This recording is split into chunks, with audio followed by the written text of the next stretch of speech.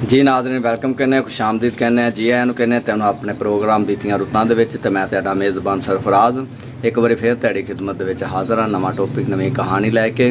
ते अज दी कहानी जिहड़ी ओह हैगी है ठग्गां ते ठग यानी कि जिहड़े दगा करदे ने जिहड़े धोखा करके ते पैसे लैंदे ने। अज दी कहानी की उन्हां ते जिस तरह अजकल ते ठग हैगे ना कि किसी का भी अकाउंट खुला है तो उन्होंने कॉल करके तुहानूं कह दिता भी भाई तुसीं इंज कोई मैसेज आया उनका कोड सानूं सेंड करो तो नहीं तो तुहाडा जिहड़ा अकाउंट है ना बंद हो जाना। तो कई भोले लोग उन्होंने सेंड करके तो अपनी बड़ी जिहड़ी रकम है ना वो इंज ज़ाया करा देंदे ने। तो ये भी जिहड़ा ठग है ये भी उन्हां दी नस्ल दे विचों ही है कि ये सिलसिलावार लगे ही आ रहे हैं, हाले तक ख़त्म नहीं होए। तो कोई ठग सी तो की कर रहा सी कि मंजी चुक के ना सिर ते होके लांदा फिरदा सी कि मैं जी रब वहा दिना, मैं रब वहावांगा जी, मैं रब नाल मुलाकात करा दिना वा। क्योंकि पिंड चों लंघदा है तो वजीर वेंदा भी उन्होंने भी ये की होके लांदा है। उन्हें कहंदा उरे रहना है, आंदा हाँ जी, आंदा की होके लांदे है। उन्हें है जी मैं मंजी कोई आम मंजी नहीं ली फिरदा, ये मंजी दे उत्ते जिहड़ा मैं रब दा दीदार करा देना बंदे नूं। उन्हें अच्छा तो वह उन्होंने बादशाह को लै जांदा है।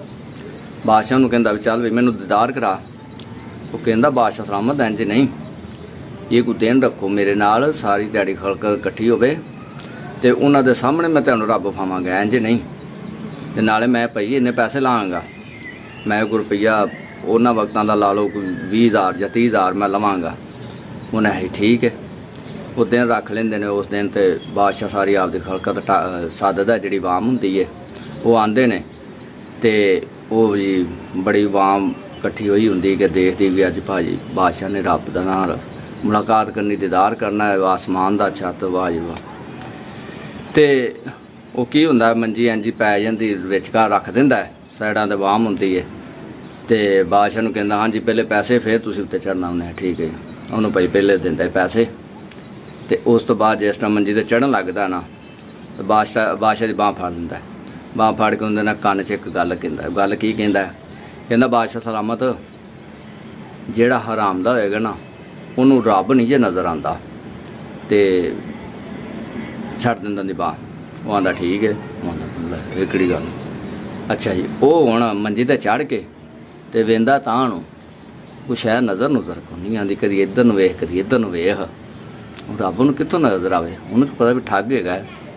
अच्छा जी, वो जिस तरह उधर वेंदा ना नज़र कोई नहीं शै आंदी तो सोचदा है कि यार जे मैं थल्ले उतरिया ना तो मैं आख्या भी मैं वेख्या नहीं तो साडी मेरी जिहड़ी खलकत है वाम है। उन्हें कहना बादशाह साडा हराम दा ही लगा फिरदा सी, हराम दा बादशाह रखिया तो इनू आपदा बादशाह मनी फिरने आ।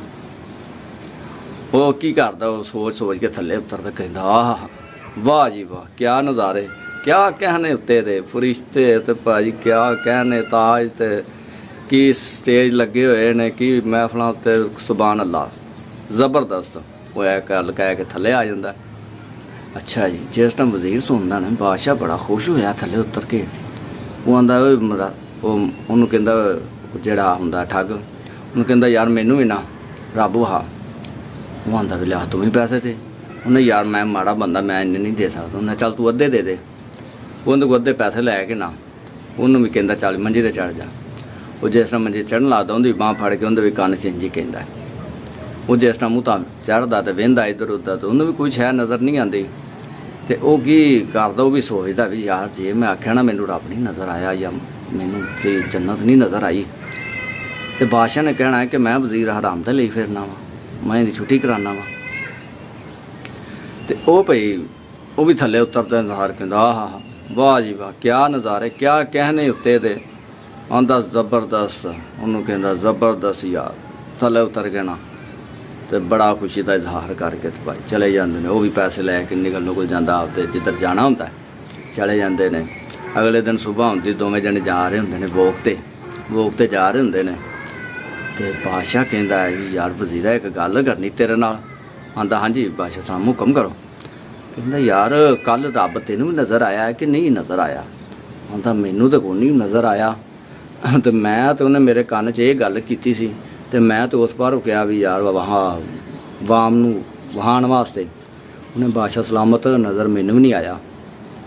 ਤੇ ਮੈਂ ਤੇ ਇਸ ਭਰੋ ਕਿਹਾ ਵੀ ਬਾਦਸ਼ਾਹ ਮੇਰਾ ਇਹ ਨਾ ਕਵੇ ਵੀ ਇਹ ਹਰਾਮ ਦਾ ਹੀ ਆਪਦਾ ਵਜ਼ੀਰ ਲਈ ਫਿਰਦਾ। ਕਹਿੰਦਾ ਯਾਰ ਫਿਰ ਹਰਾਮ ਦੇ ਅਸੀਂ ਕੀ, ਹਰਾਮ ਦਾ ਤੇ ਉਹ ਸੀ ਜਿਹੜਾ ਸਾਨੂੰ ਚੂਨਾ ਲਾ ਗਿਆ, ਠੱਗੀ ਲਾ ਗਿਆ ਸਾਡੇ ਨਾਲ। ਤੇ ਇਹ ਸੀ ਅੱਜ ਦੀ ਕਹਾਣੀ ਠੱਗਾਂ ਦੇ ਬਾਰੇ, ਕਿ ਅੱਜ ਕੱਲ੍ਹ ਵੀ ਇਹੋ ਜਿਹੇ ਠੱਗ ਲੱਗੇ ਫਿਰਦੇ ਨੇ। ਤੇ ਉਮੀਦ ਹੈ ਕਿ ਅੱਜ ਦੀ ਸਾਡੀ ਜਿਹੜੀ ਕਹਾਣੀ ਹੈ, ਟੋਪਿਕ ਹੈ, ਸਟੋਰੀ ਹੈ, ਤੁਹਾਨੂੰ ਅੱਛੀ ਲੱਗੀ ਹੋਏਗੀ। ਤੇ ਅਗਲੀ ਵੀਡੀਓ ਦੇ ਵਿੱਚ ਫਿਰ ਤੁਹਾਡੇ ਨਾਲ ਮੁਲਾਕਾਤ ਹੋਏਗੀ। ਆਪਣੇ ਮੇਜ਼ਬਾਨ ਸਰਫਰਾਜ਼ ਨੂੰ ਦਿਓ ਇਜਾਜ਼ਤ। ਤਦ ਵਾਸਤੇ ਅੱਲਾ ਨਿਗਹਿਬਾਨ। ਪਾਕਿਸਤਾਨ ਜ਼ਿੰਦਾਬਾਦ। ਪਾਕ ਫੌਜ ਭਾਈਂਦਾਬਾਦ।